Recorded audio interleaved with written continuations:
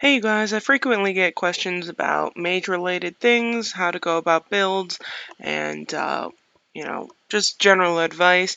One that I've kind of avoided talking about, I've talked about the skills and whatever. Um, I've been asked about mage talents before. For one thing, I think eventually you just get all of them. So in my head, I've been a level 80 player. I was just realizing that I've been a level 80 player for over a year now. So it's been a long time since I've really had to think about um, what order to do talents in. So I have a general idea of what I think is important, and I thought I would share that with you today. And yeah, so as far as talents go, I would say that knights and archers, aren't that much better than mages as far as just sheer quality of talents. But mages have it pretty rough here. I would say maybe like three or four of these are actually worthwhile, and then there's some hand waving with the rest of them. So yeah, without further ado, um, so we all know talents. You can get one level per. Starting at I think level 5, you can get one level on each of these, and then after that, you can get one more every 10 levels of Holy Seal that you upgrade. The maximum level is 179. Right now, my EXP is also maxed out, so I think it's what 800 million or something like that. Yeah, and there are advanced talents eventually, but those have not come out, so don't know anything about that yet. Um, so as far as order, I would say that barrier and survival are a priority. Barrier is pretty basic. The first level, I think you get a 5% damage reduction. So all the damage that you receive is reduced by 5%. And then every level after that, you get 1% additional. You may think that 1%, who cares? It's not a lot. But if you think about it, 3 levels of barrier is actually 1 level on a refined goddess blessing astral. So even though it's not crazy huge, it's something and it does matter. It really will add up. And so I would prioritize barrier, especially once your survival is at a decent level. You can just go ahead and plug away at barrier first. And after that, survival's an important one. Um, Sometimes you see these big crit heals, and crit heals are great, but you can't really rely on them. And particularly for people who have a Will Destroyer build, um, restoration is not that great. It's 75% of your magical attack, and especially at lower levels, you see really pretty tiny heals because restoration is pretty limited, and their survival talent is probably not that high. So I would say that. Uh, oops. Um, Survival is important. It does increase the cooldown of restoration, but I really think it's not a huge deal. Um, you're not going to be using restoration that often. I would say that the number of cases where it's that important to be able to restore every, I don't know, whatever it is. I think the original is like maybe 20 or 30 seconds. It's probably like, what is it now? 20. Cooldown is 29 seconds, so I keep on closing this. And survival adds on 14 seconds. So you're not going to be restoring every 15 seconds anyway, so it's really not a huge deal that you increase the cooldown. And this dramatically increases the amount that you can restore. And restore is the most basic. It's a single target, very basic mage heal, and just very important to um, particularly a single PvP mage game, but also even group situations you use it a lot. All right.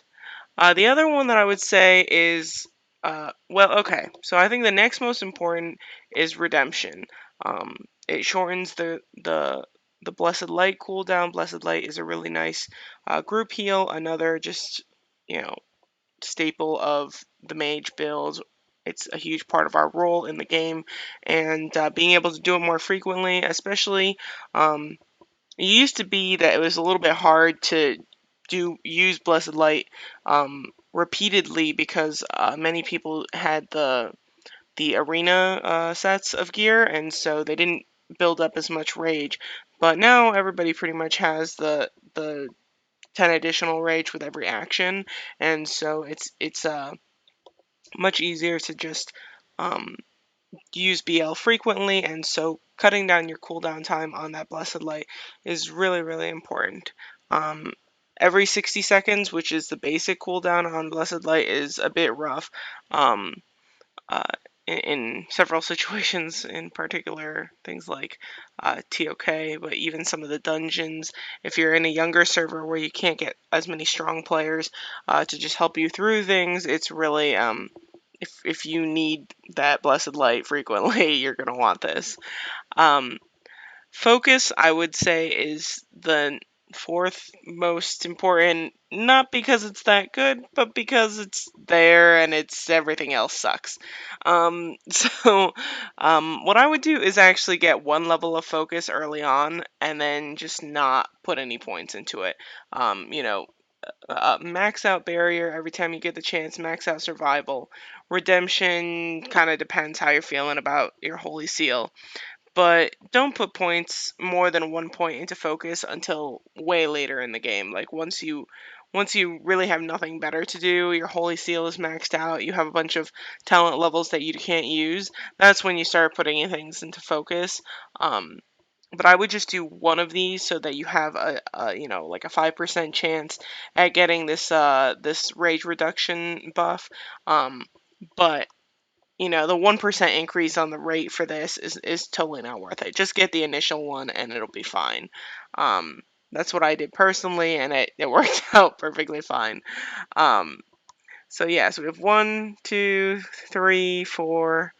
Next priority I would say is, what did I put down? I did sort this all out. I think I would probably go with momentum myself. This shortens the cooldown of Meteoric Destroyer, um, and it has a chance of restoring 10% of your max HP each time you um, uh, use Meteor. This is, I think, 2% with each level for that restoring HP. So at the earlier levels, it's really whatever. This doesn't actually uh, reduce the meteoric destroyer cooldown by 12 seconds. It reduces it by 10 seconds once you max it out. So the minimum cooldown for a meteoric destroyer is 5 seconds. Um, this is only really useful for bigger mages like myself who go into group arena and have a lot of support. So I go into a group arena, I have usually at least my Wartune wife there, who's also a mage, Shock, and then oftentimes even an additional mage on top of that. And so they're able to heal and things, and so I can go ahead and just use Meteoric Destroyer and Rain of Fire back and forth and deal a lot of AoE damage. But if you don't have that kind of support on your team, it's almost useless, and you're not going to use Meteor that often anyway.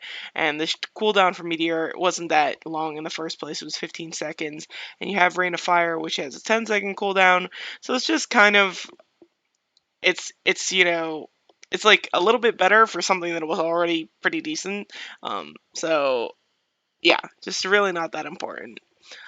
Some people might prefer misfortune the over momentum just because they use damnation more often.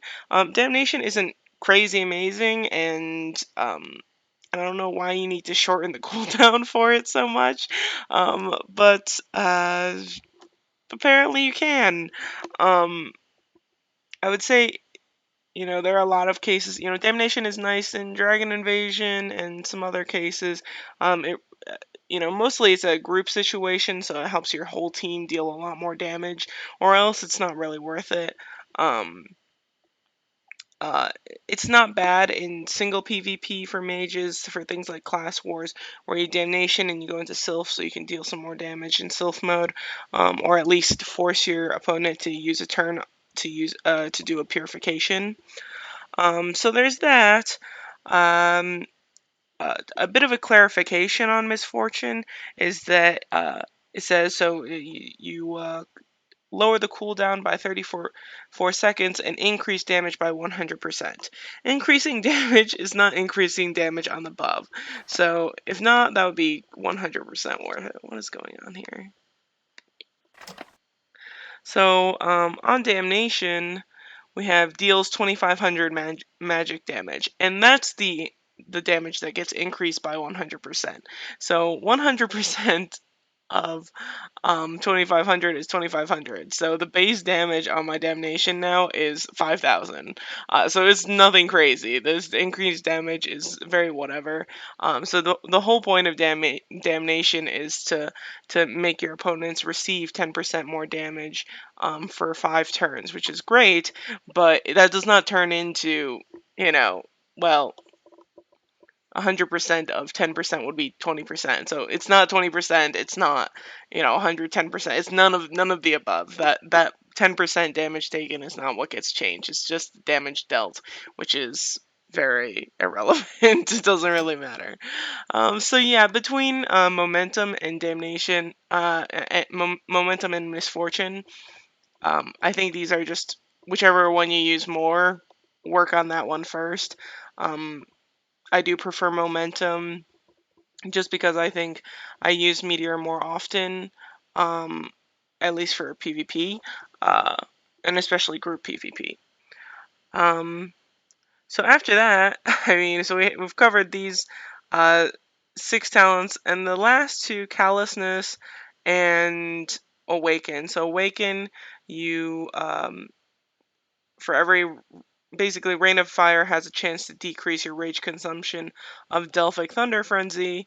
Um, I think it's 50% every time, and then the rate just increases with each of the talent. In the last 2 turns, and then Callousness is shortens Delphic Hell Thunder cooldown and gives you a chance for a damage absorption shield equal to some percentage of your HP. So maybe if we had a useful Delphic, this might be worthwhile, but seeing as so here's Delphic Hell Thunder. This is what the cooldown gets reduced on, and I cannot remember the last time I ever used this skill.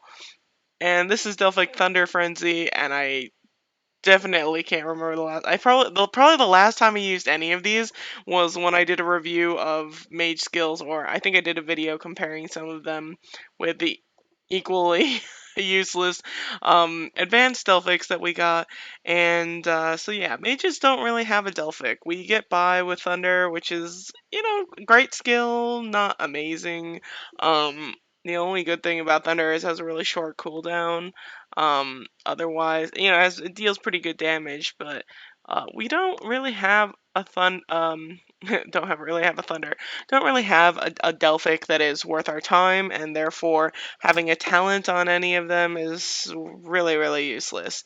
Um, that is not actually. I mean, it's not a diss at mages. Mages are a really really great class. I would still say they're one of yeah, actually in my personal opinion, I do play all the other classes. I enjoy mages for PvP the most.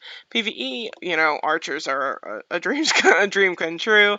Um, but for mages, I just really really enjoy the PvP play for this class, and so don't feel like just because if you're just starting out and you're finding something frustrating about mages, or you think, oh, mages don't have a Delphic, that's not actually like a huge problem about mages. We don't have great passives, we don't have great talents, and we don't have really any Delphic to be heard of. Um, but otherwise, the class is really, really fantastic. Um, so so that's kind of the gist of it. Um, I will put this video and a little diagram that I did for it on the blog. So here again, I think everything I've said agrees with this. Is barrier is the first priority, survival is the next one, and then oh, I think one thing I forgot to mention is as you're building up your holy seal, well, building up your talent levels, you you get them in addition. Um, so every time you have the opportunity to put a level into barrier and put a level into survival, I would do it. And then after that, I would just build your holy seal. You know, I did mention you can do one level here on focus and maybe a little bit on the blessed light cooldown. But in general, I would say that your holy seal is the next priority after after these two talents. And of course, you have to build up some levels of Holy Seal to be even able to put some point into Barrier and Survival. And so there's an obvious progression for that. Um, but that's why the 3 is here on the Holy Seal. And then Redemption, Focus, Momentum, and Misfortune, again, is probably whichever one you use more. But for me, it's Momentum. Um, and then these two, which I think are just totally pointless and irrelevant. Um, so that's kind of my opinion on all of the mage talents. It's a little not weird, but since I have everything maxed out, you're only going to be able to see what they are once they're capped. Um, but I think the struggle is more prioritizing as you're building up your level, because once you're maxed out or once you're at level 80, you can just, you know, whatever, you get all of them eventually. But as you're going up the ranks and needing to prioritize things, this is something to keep in mind.